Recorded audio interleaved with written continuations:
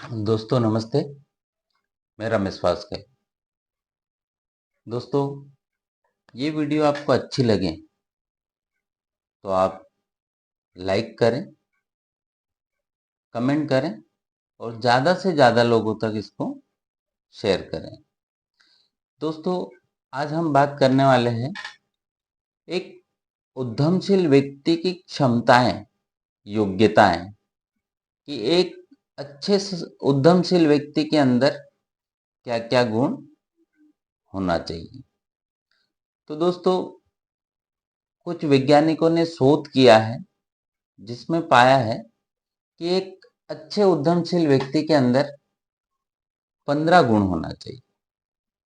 अब दोस्तों, वो 15 गुण व्यक्ति के जन्म से आने की कोई वो नहीं है, क्योंकि वो 15 गुण व्यक्ति समाज में रह करके समाज के साथ ही सीखता है और वहीं पे वो अपनाता है। दोस्तों, आप अगर एक तैराक है तो उसके लिए आप क्या करेंगे? आपने पूरी तैरने के बारे में पूरी जानकारी ले ली, पूरी किताबें पढ़ ली, पूरा सोशल मीडिया पे आपने देख लिया कि एक तैराक व्यक्ति कैसा होता है। आपने उसके बारे में ट्रेनिंग भी ले ली। तो दोस्तों, आप अपने आप को तैराक मान सकते हैं क्या? क्या कहा? नहीं। हाँ दोस्तों, क्यों? क्योंकि हमें पानी में उतर करके तैरना होगा और तैर करके हमें एक किनारे से दूसरे किनारे पे जाना होगा। अगर हम दूसरे किनारे पे पहुंच जाते हैं तब जाकर के हम अपने आप को एक तैराक मान सकते हैं। ठीक उसी प्रकार से दोस्तों, आपने बिजनेस के बारे में सारे गुरु सीख लिए, सारे अनुभव ले लिए, आपने पूरा किताब पढ़ लिया, ट्रेनिंग ले लिया, सोशल मीडिया पे देख लिया, तो क्या आप एक बिजनेसमैन बन गए? नहीं दोस्तों, उसके लिए भी आपको व्यापार में उतरना पड़ेगा और उतर करके अगर आप सक्सेस हो जाते हैं तब जा करके आप अपने आप को एक बिजनेसमैन बोल सकते हैं। दोस्तों, मेरा मानना है कि अगर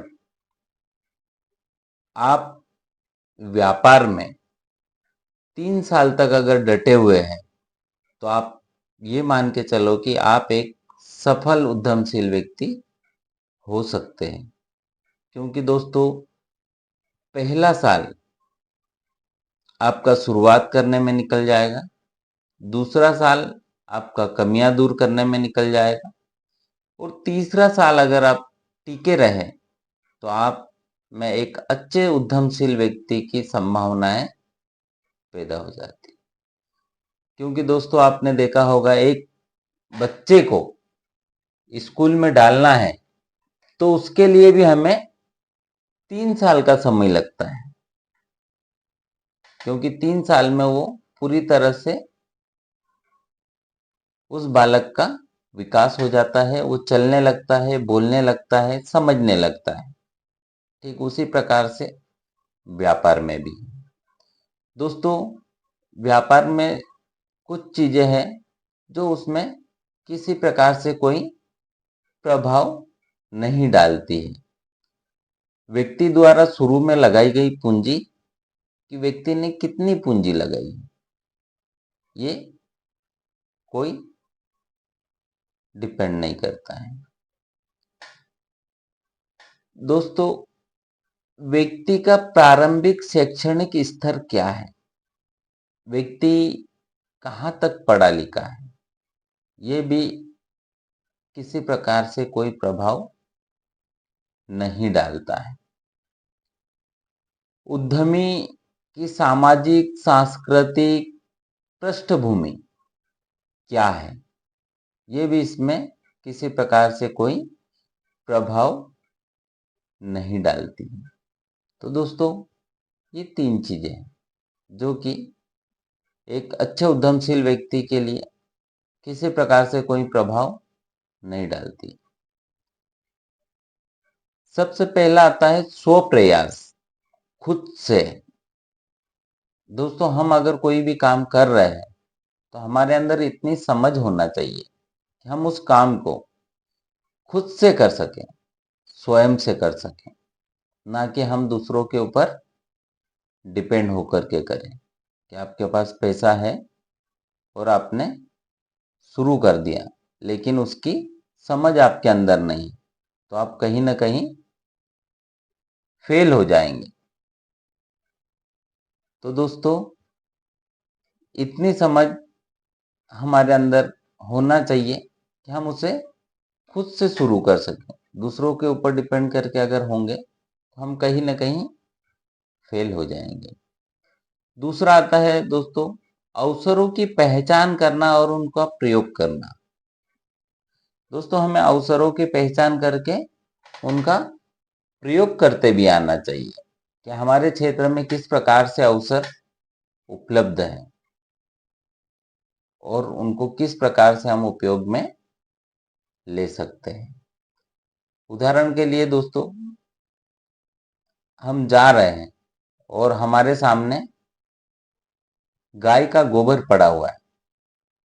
हम क्या करेंगे, नाक बंद करके इधर से निकल जाएंगे, उधर से निकल जाएंगे।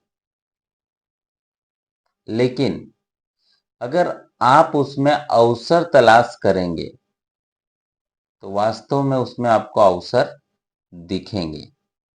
दोस्तों, गोबर से हम उपले बना सकते हैं, कंडे जिसे कहते हैं। दोस्तों, गोबर से हम जैविक खाद बना सकते हैं। गोबर से हम लकड़ी तैयार कर सकते हैं। अभी गोबर के दिए बन रहे हैं, कई प्रकार के गोबर से प्रोडक्ट बन रहे हैं। तो हम उसको एक अवसर में परिवर्तित कर सकते हैं।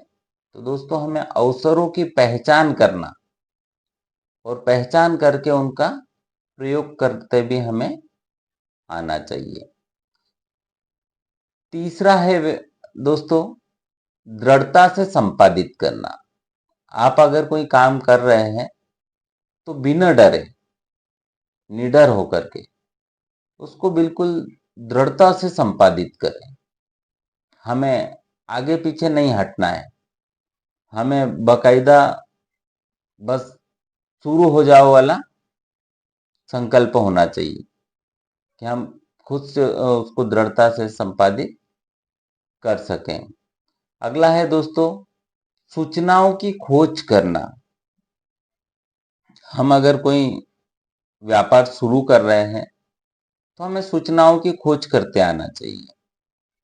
हम मार्केट में जा करके एक कस्टमर बन करके हम जानकारी एकत्रित करें कि वहाँ किस प्रकार की संभावनाएं हैं, क्या संभावनाएं हैं, और हम उसे किस प्रकार से अंजाम दे सकते हैं।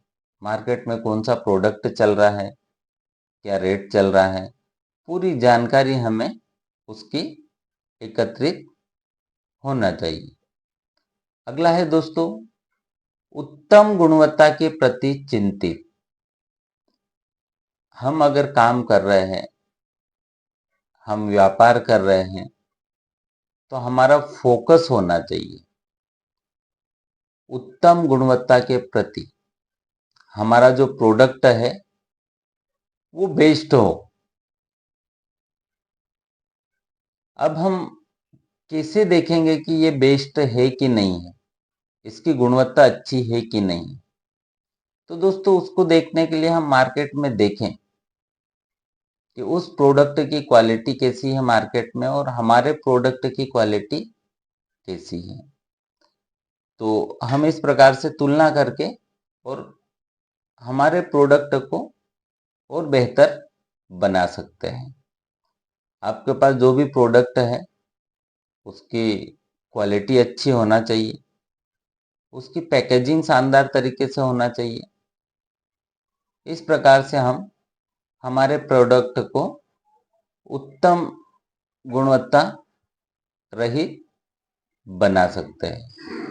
अगला आता है दोस्तों, कार्य को संपन्न करने के लिए प्रतिबद्धता, जो भी हम काम कर रहे हैं उस काम को करने के लिए एक समय सीमा निर्धारित होना चाहिए। जब तक उस काम को करने के लिए कोई समय सीमा नहीं होगी तो दोस्तों जिंदगी में हम आगे नहीं बढ़ सकते। क्योंकि आप उदाहरण के लिए आप एक टेलर है, आपकी कैपेसिटी है दिन भर में 4 ड्रेस बनाने की, ठीक है, लेकिन आप बना एक रहे। आपकी कैपेसिटी है 1000 रुपये कमाने की, लेकिन कमा आप रहे 200 रुपये। तो दोस्तों हम जब भी काम करने के लिए बैठे तो हमारे दिमाग में एक टाइम फ्रेम होना चाहिए कि हम इसको कितनी देर में कंप्लीट कर सकते हैं। उसके 2 फायदे हैं। अगर हम सोच करके बैठते हैं कि मैं इसे कितनी देर में कंप्लीट कर लूंगा,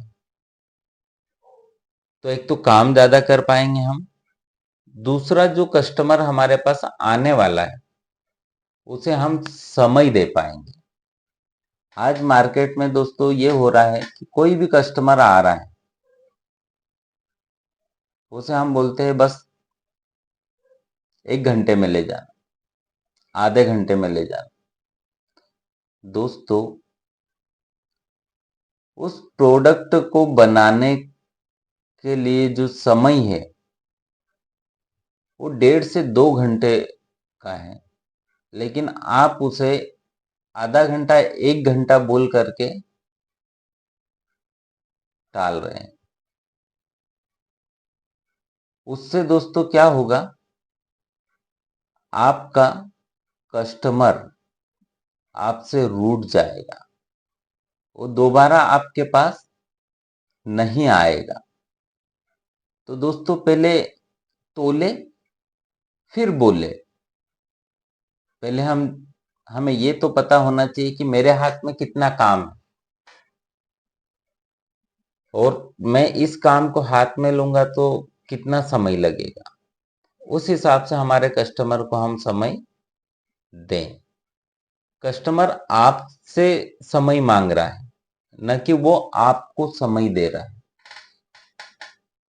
तो अपने आप को देखें और उसके बाद उसको आप समय दें। तो दोस्तों वास्तव में आप एक निश्चित समय सीमा में लक्ष्य की प्राप्ति कर सकते हैं। हम जो काम कर रहे हैं वो एक समय फ्रेम में होना चाहिए। अगर समय फ्रेम में होगा तो आप निश्चित स्वरूप आप अपनी खुद की भी एक लक्ष्य निर्धारण करके उसकी प्रतिपूर्ति कर सकते हैं। सातवां आता है दोस्तों दक्षता के प्रति चिंतित। हमें हमेशा नए इनोवेशन कम से कम लागत में अच्छा से अच्छा काम करने की होड़ होना चाहिए। तो दोस्तों हमें दक्षता के प्रति चिंतित होना चाहिए।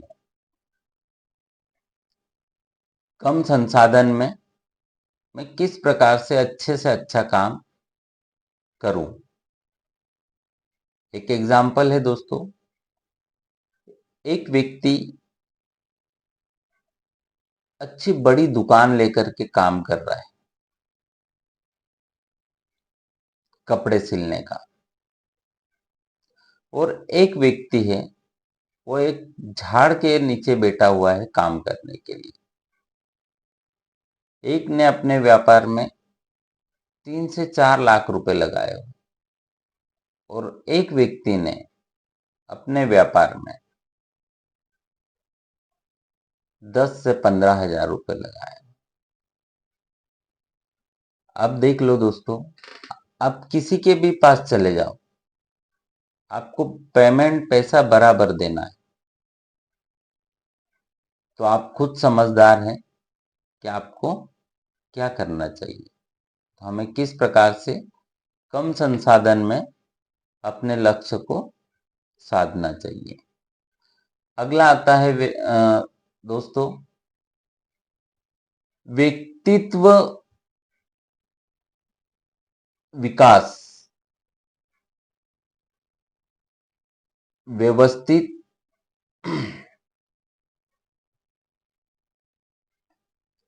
अगला आता है दोस्तों व्यवस्थित योजना तैयार करना।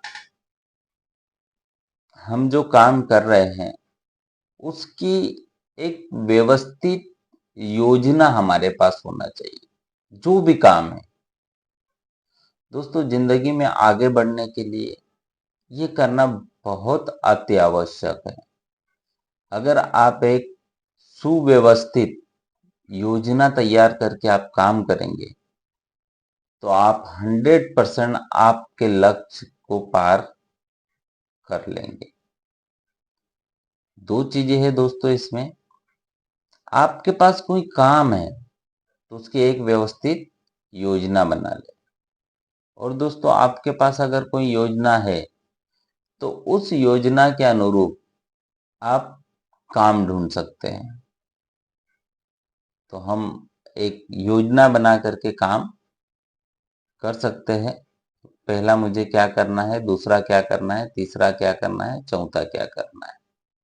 दोस्तों इससे आपका समय बचेगा और सही चीजों में हमारा दिमाग लग पाएगा। अभी हम क्या कर रहे हैं, अव्यवस्थित काम कर रहे हैं। जो सामने आ रहा है वो हम काम कर रहे हैं।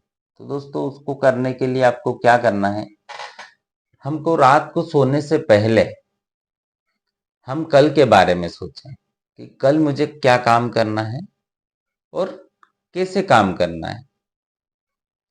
तो प्राथमिकता के आधार पर 10 से 12 काम आप या तो नोट कर लें या आप मनन कर लें। जब आप सुबह उठेंगे तो आप उसी वे में काम करने लगेंगे। दोस्तों आपने देखा होगा कि महिलाएं भी अगर रात को शाम को नहीं सोचती है कि सुबह खाने में क्या बनेगा, तो वो भी सुबह उठ करके सोच नहीं पाती है कि आप कहाँ से शुरू करें। तो दोस्तों एक बहुत शानदार फंडा है आपके लिए कल के बारे में सोचने के लिए। आप आज रात में ही आप सोचें और उसी अनुरूप आप काम करने लगेंगे। तो दोस्तों आपके पास एक व्यवस्थित योजना होना चाहिए और उसके अनुरूप आपको काम करना चाहिए। दोस्तों अगला आता है आपका समस्याओं का समाधान। दोस्तों अगर कोई काम कर रहे हैं तो समस्याएं तो आएगी। समस्याएं आपसे 2 कदम आगे चलती हैं। आप जहां पहुंचने वाले होंगे वहां समस्या पहले ही प्रकट हो जाएगी।